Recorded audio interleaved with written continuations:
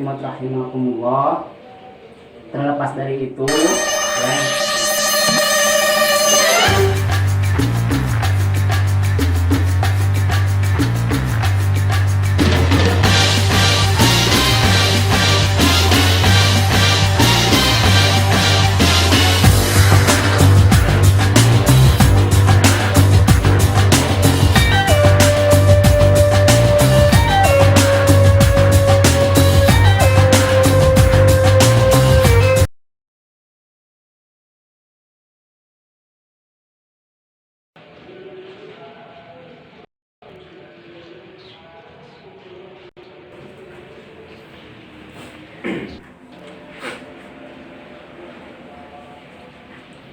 Bismillahirrahmanirrahim. Assalamualaikum warahmatullahi ta'ala wabarakatuh. Alhamdulillahilladzi ja'ala min syahri siyam wassalatu wassalamu ala asrofil anbiya'i wal mursalin sayyidina Muhammadin wa ala alihi wa sahbihi ajma'in. Amma ba'du. Faqala Allah Ta'ala fi kitabihil karim wa huwa asdaqul qailin. A'udzu billahi minasy syaithanir rajim. Bismillahirrahmanirrahim. Syahrul Ramadan alladzi unzila fihil Qur'an hudal linnasi wa bayyinatin minal huda wal furqan. Faman syahida minkum as-sahra falyasumhu. Waqala Nabi sallallahu alaihi wasallam, idza jaa Ramadan futihat abwabul jannah wa ghuliqat abwabun nar wa fusidat asyayatin. Pertama-tama marilah kita panjatkan puji serta syukur kehadiran Allah Subhanahu wa taala karena atas ridho dan karunia-Nya. Alhamdulillah, pada kesempatan ini malam ketiga untuk kita bisa melaksanakan kembali sholat tarawih. Semoga ibadah kita di hari sebelumnya, di hari sesudahnya diterima oleh Allah Subhanahu wa taala. Amin ya Allah ya rabbal alamin. Ibu bapak kaum muslimin wal muslimat rahimakumullah. Insyaallah pada kesempatan ini Al-Fakir akan mencoba menyampaikan bagaimana keutamaan di bulan suci Ramadan. Keutamaan di bulan suci Ramadan, yang pertama menurut para guru, para ulama kita, bahwasanya di bulan Ramadan ini salah satu bulan yang agung, yang dimana di bulan yang agung ini diturunkannya kitab suci Al-Quran. Subhanallah. Alhamdulillah, kita sebagai orang Islam, kita seorang muslim, ya, kita seorang muslimin, muslimat, mukminin, mukminat, diturunkannya kitab suci Al-Quran. Sedangkan kalau kita ketahui bahwasanya sebelum diturunkannya Al-Quran, Allah Subhanahu wa taala telah menurunkan kitab-kitab yang terlebih dahulu. Salah satunya yang pertama kitab Zabur, ya. Yang kedua kitab Injil. Yang ketiga kitab Taurat, ya, Taurat. Yang keempat yaitu kitab suci Al-Quran. Yang dimana kitab suci Al-Quran ini dipegang teguh, dikaji, dipahami, diteliti, dimanfaatkan, dibersihkan, semuanya itu diaplikasikan oleh muslimin muslimat seluruh dunia. Bukan hanya kita. Mereka saja yang non-muslim ketika hendak mendengar ayat suci Al-Quran, maka terasa ke dalam hati, terasa ke dalam jiwa. Di dalam Al-Quran itu terdapat ketenangan. Beda, Bu, beda. Contoh kita misalkan membuat syair, ya, membuat lagu. Lagu kita tidak sebanding dengan Al-Quran. Coba kita lihat misalkan guru kita, orang yang ahli membaca ayat suci Al-Quran. Salah satunya misalkan dalam ahli qiraat itu di Indonesia yang paling ternama itu Bapak Kiai Haji Muhammad Z.A. Begitu mulianya, begitu lembutnya, begitu enaknya terdengar oleh hati. Resapi bacaan itu.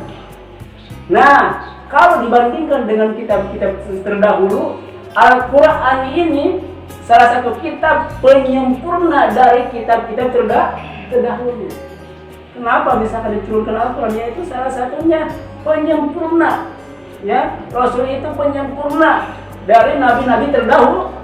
Begitupun Al-Qurannya. Akhlak Rasul itu akhlak Al-Quran. Ya, tidak semata-mata Allah Subhanahu wa Ta'ala menurunkan wahyu melalui malaikat Jibril kepada baginda tercinta Rasulullah Sallallahu Alaihi Wasallam, yaitu untuk menyempurnakan akhlak-akhlak muslimin, untuk menyempurnakan akhlak-akhlak yang bodoh. Kenapa diturunkannya Rasul? Kenapa diturunkannya Al-Quran? Salah satunya dulu di Arab itu, salah satunya orang-orangnya lebih bodoh daripada kita. Kenapa? Di sana dijelaskan dalam keterangan, innama bu'istu liutammima makarimat akhlak. Sesungguhnya saya diutus ke dunia ini oleh Allah Subhanahu wa Ta'ala, yaitu untuk menyempurnakan akhlak. Makanya ini perlu akhlak kita, akhlak adik-adik kita, akhlak anak-anak kita itu dididik, adabnya, sopan santunnya. Karena itu dengan akhlak akan mencerminkan keimanan, ketakwaan seseorang kepada Allah Subhanahu wa Ta'ala. Subhanallah, begitu mulianya akhlak Rasul, akhlak Al-Quran. Ya, Rasul paling mulia, yaitu ketika menyempurnakan daripada Rasul-Rasul, Nabi-Nabi terdahulu. Coba kita lihat Nabi mana yang paling sukses menyempurnakan orang-orang bodoh itu.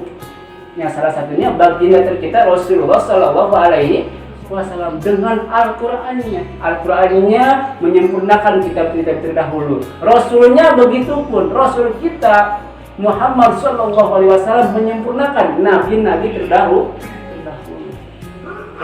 Seperti Nabi Musa, Nabi Isa, itu semuanya bersyiar, berdakwah, tapi tidak ada yang paling sempurna, tidak ada yang paling sukses, tidak ada yang paling bisa dimengerti, bisa dirasapi oleh masyarakat, oleh rakyatnya, oleh umatnya, yaitu baginda tercinta Rasulullah Sallallahu Alaihi Wasallam. Ya. Makanya ya, yang pertama di dalam mukadimah dijelaskan syahrul Ramadan alladzi unzila fihi al-Qur'an hudal linnas wa bayyinatin huda faman syahida minkum syahra falyasum. Jadi di dalam bulan suci Ramadan itu diturunkannya Al-Qur'an supaya menjadi petunjuk, ya, hudal linnas, petunjuk bagi manusia, ya, penerang bagi manusia. Ketika kita ingin berkomunikasi dengan Allah Subhanahu wa Ta'ala, yaitu salah satunya dengan Al-Quran.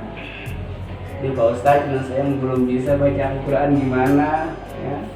Ini Rasul memberikan gambaran lagi pada kita. Kalau kita tidak bisa membaca Al-Quran, dengarkan Al-Quran. Ada MP3, ada YouTube, sekarang gampang. Pak Ustadz, ini misalkan saya tidak melihat, tidak mendengar. Kalau tidak mendengar, dekati orang yang sedang membaca Al-Quran.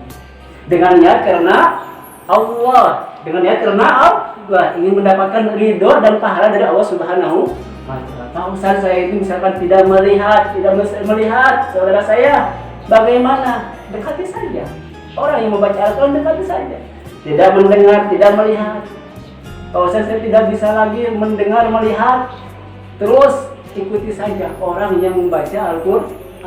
Insya Allah pahalanya, ganjarannya oleh Allah Subhanahu wa Ta'ala akan diberikan kepada orang yang ingin mencari keridhaan Allah Subhanahu wa Ta'ala. Subhanallah. Begitu ya keutamaan di bulan suci Ramadan. Ada kitab kita yang paling mulia, ada kitab kita yang paling suci, yang dimana sekarang diteliti oleh orang-orang kafir, diteliti oleh orang-orang musyrikin. Banyak kemujizatan yang terjadi di zaman sekarang, banyak keanehan-keanehan yang kadang tidak terduga oleh kita, ya. Baik di Timur Tengahnya, baik di Eropanya, di Baratnya, itu banyak kejadian yang sesuai dengan bukti Al-Quran. Karena Al-Quran itu bukan karangan manusia, bukan karangan Rasul, melainkan wahyu dari Allah Subhanahu wa ta'ala yang diturunkan melalui malaikat Jibril kepada baginda tercinta Rasulullah sallallahu alaihi wasallam. Subhanallah, itulah yang pertama ya, keutamaan di bulan suci Ramadan diturunkannya Al-Qur'an. Lalu yang kedua, keutamaan di bulan suci Ramadan ini yaitu ya diturunkannya Lailatul Qadar. Sebagaimana tertera, sebagaimana Allah Subhanahu wa taala berfirman dalam surah Az-Zalzalah ya, dalam surah Al-Qadar, inna anzalnahu fi lailatul qadar wa ma adraka ma lailatul qadar lailatul qadri khairun min alfi syahr. Subhanallah, itu lebih baik daripada 1000 bulan. Subhanallah, keutamaan di bulan suci Ramadan ini. Jadi ada nuzul Quran, ada Lailatul Qadar. Makanya bagi kita mah senang bener ini. Harus senang, harus bahagia dengan datangnya Ramadan. Makanya ketika ya seperti kemarin dijelaskan, ulama itu datang Ramadan senang, bahagia karena baik amalannya, pahalanya, kegiatan sehari-hari itu dilipat gandakan oleh Allah Subhanahu wa taala. Makanya kita juga mengikuti lah. Mudah-mudahan bisa mengikuti ulama ketika datangnya Ramadan itu bahagia, senang ya. Karena ini diturunkannya oleh Allah Subhanahu wa taala ya. Nah, ini keutamaan di bulan suci Ramadan ya. Jadi untuk kita harus senang, harus bahagia sebagaimana para ulama mencontohkan kepada kita ya, memberikan suri tauladan bagaimana ya kita dengan keutamaan bulan suci Ramadan itu banyak hikmah yang kita petik. Yang selanjutnya keutamaan di bulan suci Ramadannya itu yang ketiga, dikabulkannya doa kita. Ini kesempatan kita itu. Kadang kita yang belum pergi haji, ingin pergi haji, berdoalah di bulan suci Ramadan. Apalagi yang benar-benar sungguh-sungguh, ya Allah, mudah-mudahan sebelum datangnya Ramadan tahun depan saya bisa pergi ke haji, pergi umroh, sebelum ajal saya misalkan dicabut oleh Allah, ya Allah, bisa pergi ke sana, bisa melihat makomnya Rasulullah, bisa melihat ditemukannya Nabi Adam dengan siapa? Ibunya Siti Hawa, ibu Siti Hawa. Kan di sana di Jabal apa? Jabal apa ini? Yang di sana ya, subhanallah. Mudah-mudahan kita semuanya nanti diberikan kesempatan oleh Allah Subhanahu wa taala bisa ke tanah suci. Itu berdoa di bulan suci Ramadan. Insya Allah menurut ulama ya, Allah memberikan kita di bulan suci Ramadan itu keutamaannya salah satunya dikabulkannya doa kita. Kita meminta kepada Allah pada waktu sholat ya, karena kan salah satunya dikabulkannya doa kita itu ya banyak sebenarnya. Setelah sholat, ketika hendak adzan ya, orang yang terzolimi itu dikabulkan doa itu. Apalagi sekarang misalkan bulan Ramadan, orangnya terzolimi, doa itu dikabulkan kadang-kadang. Seperti itu ya. Makanya ini kesempatan bagi kita, kesempatan berdoa kepada Allah Subhanahu wa taala apa yang kita inginkan, apa yang akan kita perbaiki, meminta maaf kepada Allah, meminta dengan segala kerendahan hati. Tapi memintanya, berdoanya hati-hati ya Bu ya. Kalau ada sopan santun menurut para ulama ketika berdoa itu jangan seperti mengatur Allah. Ya Allah, saya ingin seperti ini. Nah, kalau ingin seperti ini, seperti meminta yang dipaksa, hati-hati. Ya Allah, jika Engkau menghendaki, mohon hamba misalkan ingin punya anak yang hafiz Quran, ingin punya anak yang soleh, ingin punya anak yang membahagiakan kedua orang tua. Ya Allah, jika Kau berkenan, kami akan berusaha ya Allah. Mudah-mudahan tahun depan kami bisa pergi ke Mekah.